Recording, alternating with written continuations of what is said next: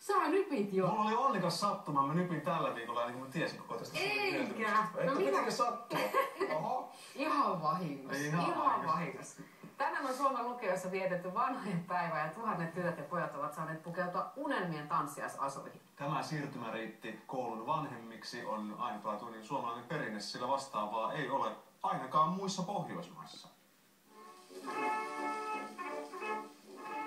Vanhojen perinteen kerrotaan lähteneen liikkeelle täältä Helsingin Ykkösnorsin koulusta 30-luvulla. Vanhojen päivän viettäminen arvokkaasti tanssimalla yleistyi ympäri Suomen 50-luvulla, eikä suosiolle näy loppua. Lähtee nyt ja lähtee tangoaskel nyt ja 1 ja 2.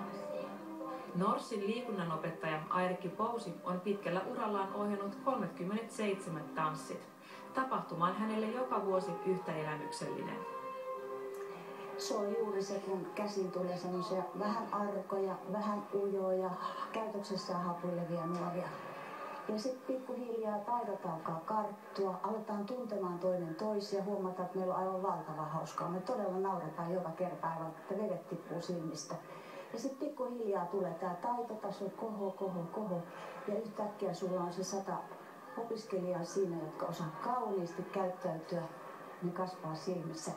Niistä tulee itsensä luottavia, pärjääviä oppilaita. Niin se on ihme. Se on aina semmoinen ihme, että se on suuri asia, että saa elää sen niiden rinnalla vuodesta toiseen. Ohi, pitkä, liuku. Tansseja on treenattu joulukuusta lähtien ja suuri hetki on nyt käsillä. Odotukset ovat siis korkealla. Saa paljon hyviä muistoja ystävien kanssa, tutustuu uusiin ihmisiin ja varmaan se, kun tämä on toinen perinne ja pitkät juuret, niin se on sellainen rikkaus tavallaan, että on kokenut tämmöisen. Vanhojen tanssilla sä pääset vähän niin kuin takaisin menneisyyteen. Sä voit palaa sinne näiden tanssien juurille ja niin siihen maailmaan. Oletteko valmiita jatkamaan perinnettä? Ehdottomasti. Me ollaan norsseja.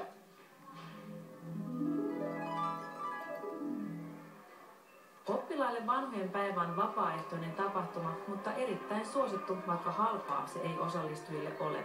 Etenkin tyttöjen puvut, kampaukset, meikit ja kengät maksavat vanhemmille satoja euroja. Toisaalta ikimuistoista hetkiä ei voi rahassa mitata.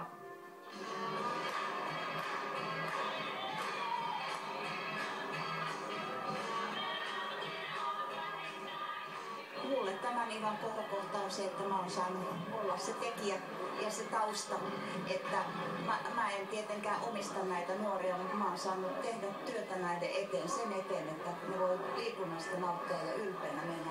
Ja sitten kun se viimeinen loppumarssi purkautuu tuolta ovesta, niin on kuin sydän riistettäisiin ryhmästä, että jopa nyt taas lähtee. Tuokion kuluttua kuulemme Suvi Teräsniskan kaunista laulua, mutta nyt paikalla on siis myös